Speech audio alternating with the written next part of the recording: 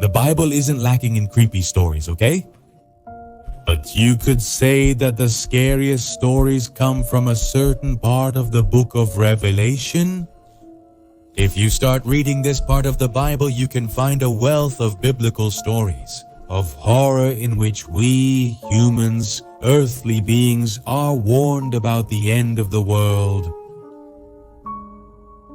Experts endlessly debate about the identity of the person who exactly wrote the book of Revelation. Some say it was John the Apostle, but one thing everyone agrees on is that there are many terrifying visions in this part of the Bible. According to the book, for several thousand years we have been living in dark days. Fire will rain from the heavens, angels will spit swords. Humanity will be forced to retreat to caves for shelter, and we will be harassed by at least 3 terrifying beings, dragons and beasts. The angels will sound 7 trumpets of warning, and later 7 plagues will be unleashed upon the world. In the end, there is some redemption, but not before the earth is struck by the heavens as punishment for straying from the divine. There is a lot of symbolism in the book of Revelation, and depending on the historical or theological lens you choose to view it through, all this terror can be interpreted in very different ways. The book was also written at a time when Christians were facing persecution from the Roman Empire. We will analyze some of the situations presented in Revelation regarding the wrath of God. I am the documentarian, and this is the scariest things from the book of Revelation.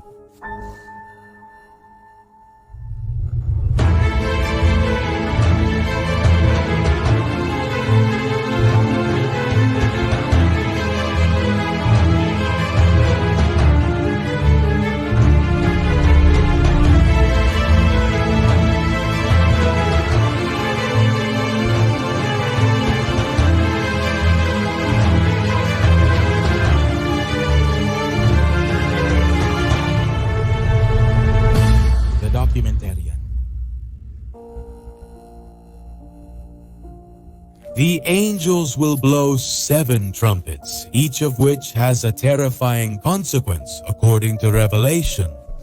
The end of days will begin to descend upon humanity after a massive earthquake has moved all the islands and mountains and reduced humanity to hiding in caves. 7 angels. Then trumpets will sound, each of which will basically unleash all kinds of literal hell here on planet Earth. First, hail and fire mixed with blood for good measure will begin to rain down on the earth, burning trees and grass with it. Then something like a burning mountain will collapse into the sea, turning the sea creatures into blood and destroying much of the marine life and the ships. Then, a star called wormwood will fall from the sky, poisoning 1/3 of all rivers and waters. Some people relate this to disasters like Chernobyl. The 4th trumpet will darken the light of the sun and the stars, and an eagle will cry out, warning of the trumpet blasts that are yet to come. He points out that the 5th trumpet is one of the worst, a falling star that brings a plague of evil locusts to torment the non-believers. The 6th release frees 4 angels, who will then summon 200 million horsemen to kill, who in turn will unleash 200 million horsemen to kill 1/3 of humanity. With plagues of fire, smoke, and sulfur from their mouths, your horses have heads of lions and tails of serpents, and they also help destroy humanity. Finally, the 7th trumpet leads to what makes the previous damage seem like child's play.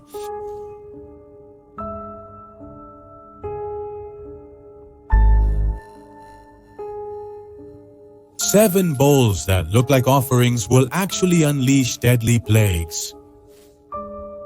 If the 7 trumpets were frightening, then the 7 bowls are even more terrifying. While the trumpets are seen as warnings or events from which one could recover through redemption, the 7 bowls are more final in their nature. There is no way to recover from these horrible incidents. When the angels pour out 7 bowls or vials upon the earth, there will not be the offerings they appear to be.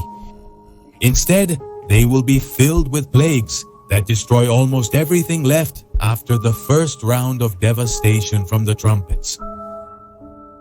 The consequences include the appearance of festering sores on those who have the mark of the beast. The remaining seas and rivers turn into blood and as a result kill all marine life. And then a massive heat wave that scorches the earth and causes people to burn on the spot. Then comes darkness, and the Euphrates River drying up to allow the kings of the world to cross and gather to fight. Finally, the last bowl brings a massive earthquake. Yes, another one. And as the book says, then came flashes of lightning, rumblings, thunder, and a severe earthquake. No earthquake like this has occurred since humanity has been on earth. Will the earthquake be that tremendous? The great city was divided into 3 parts, and the cities of the nations collapsed. God remembered Babylon the Great and gave her the cup filled with the wine of the fury of his wrath. Historically, it's important to note that Babylon was commonly used as a symbol for Rome and to give the city a cup from God of wrath and fury. It was a political symbol of the Christian Church's struggle against the Roman Empire.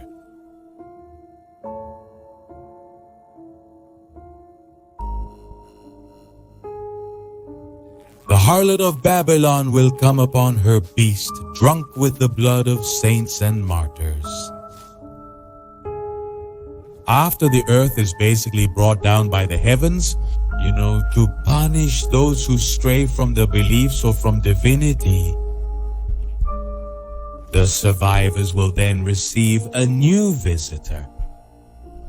The whore of Babylon, riding on a scarlet beast with 7 heads and 10 horns, will become drunk on the blood of saints and murdered martyrs. And according to the prophetic vision of the author, it was said that she had written on her forehead, Babylon, the great mother of prostitutes and of the abominations of the earth. Here, the angel tells our prophet that the 7 heads represent 7 hills on which the kings sit, and the 10 horns represent 10 kings. More to come. He goes on to explain that these kings will make war against the Lamb, also known as God, but that God will prevail.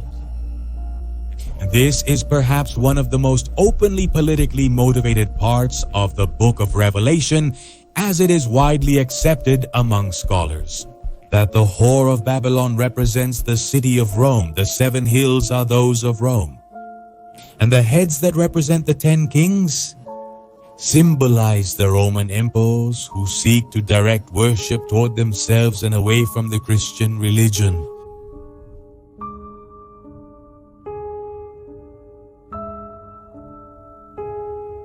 An angel of death will lead a horde of locusts to terrorize any man who lacks the sign of God. The plague of locusts comes with the sound of the 5th trumpet. An angel with the key to the abyss will fall to earth. When the abyss is opened, enough smoke will come out to blacken the sun and release a horde of locusts. It is believed that this individual is Apocalyptic, or one of the angels of death chosen by God. Who will release the locusts? These are not just any locusts. The book recalls the author's vision stating, the locusts looked like horses prepared for battle. On their heads they wore something like crowns of gold, and their faces looked like human faces. Their hair was like women's hair and their teeth were like lions' teeth. They are not allowed to harm the earth, but they are instructed to torture the people who do not have the mark of God on their foreheads. For 5 months,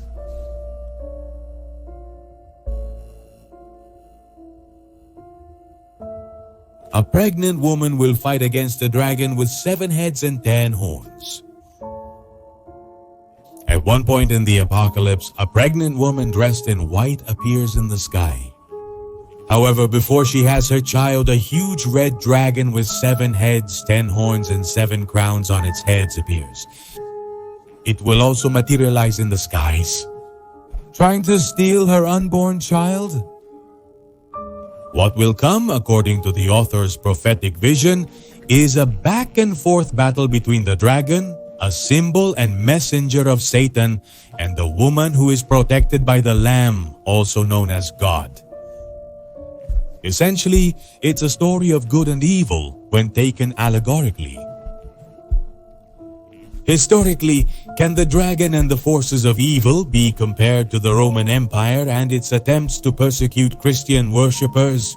And the good of the Lamb prevails in this case. However, the author warns that the dragon will always be at war with the Lamb. This implies that Christians will always be at risk of struggling against those who do not share their beliefs.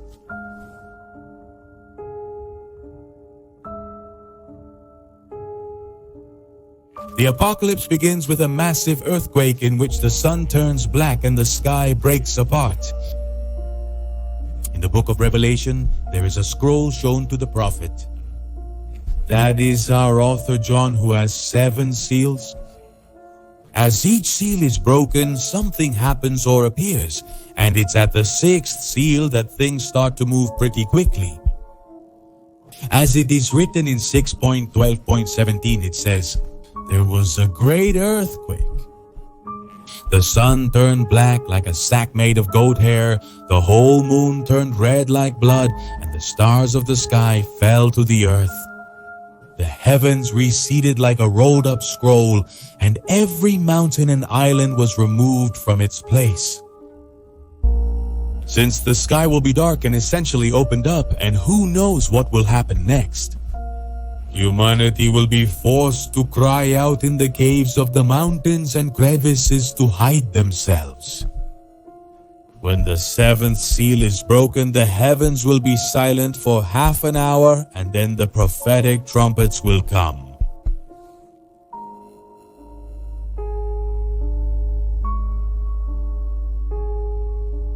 The false prophet will come in the form of a beast. There will be a beast that will initially come out of the sea to spread damnation. But is it this second monster that will come out of the earth and show enough power to truly frighten people and finally subdue them? It is said that this second beast has 2 horns, like those of a lamb, but speaks with the voice of a dragon. Is this beast the one considered the false prophet? He will command all people to worship the first beast from the sea, which will have been wounded after it emerges. While it is wounded, the second beast from the earth will heal, will control humanity, and will force everyone to take what is known as the mark of the beast. That is the number 666.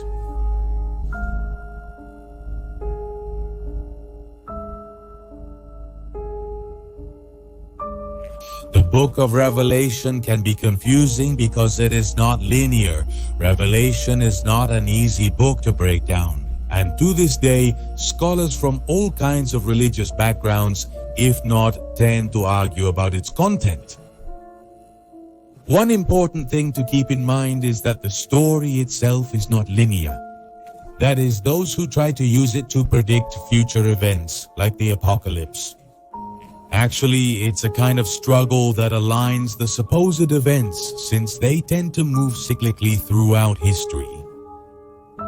In general, the book is alarmingly violent, especially when translated into modern terms.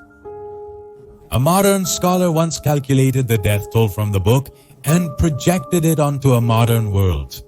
with around 5 to 6 billion people dead.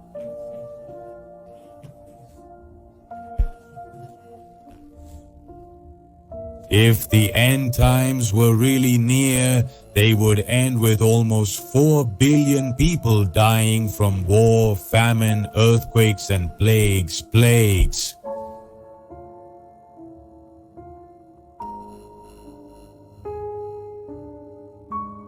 The author warns the 7 churches of Asia to return to morality. John of Patmos, the supposed martyr who wrote the book of Revelation, begins by addressing each of the largest Christian cities of Asia Minor at that time: Ephesus, Smyrna, Pergamum, Thyatira, Sardis, Philadelphia, and Laodicea. Basically, this is John telling these cities that they need to come together, religiously speaking. He rebukes them for straying from piety and allowing sexual immoralities to increase. Overall, it's almost like a father lecturing his children for neglecting their prayers before going to bed. And it foreshadows a bit the damnation that will come if they don't obey. Although this seems a bit creepy, it's important to see this in a historical context. These cities would become very strategic politically speaking, since they would serve as strongholds when the Christians began to rebel against the ruling power of the Roman Empire. Coincidence?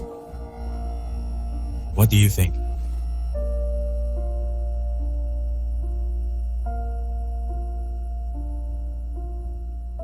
The author was probably a Christian martyr, which makes his account biased.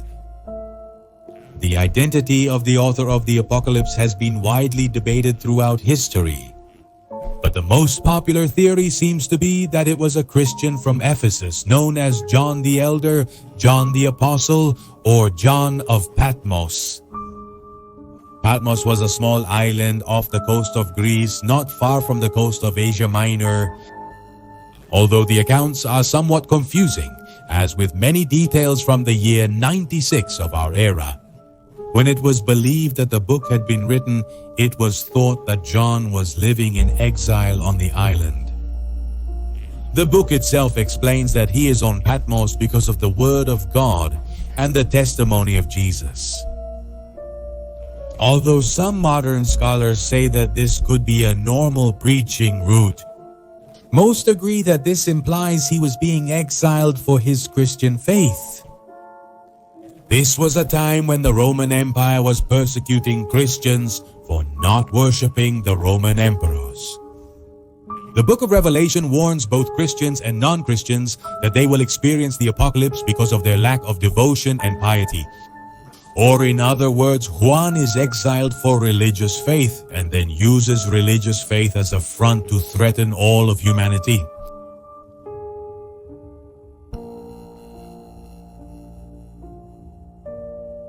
The book of Revelation only made it into the Bible because it was politically useful. As religious and political rhetoric emerges from the terrifying symbolism of the book of Revelation, it becomes clear how and why. The text even made it into the New Testament.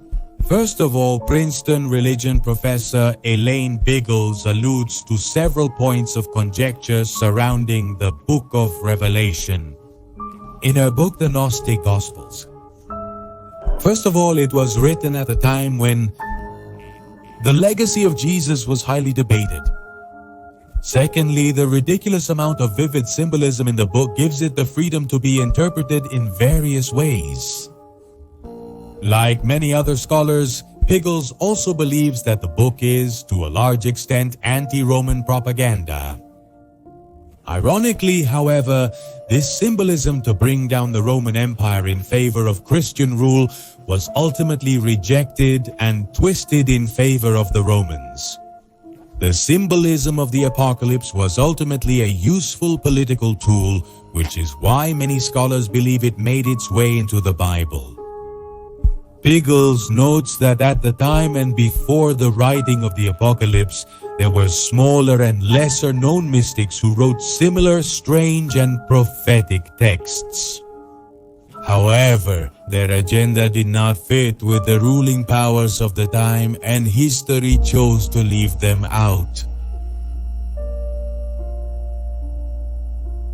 I am the documentarian, and this was Scary Things from the Book of Revelation. Thank you and see you next time.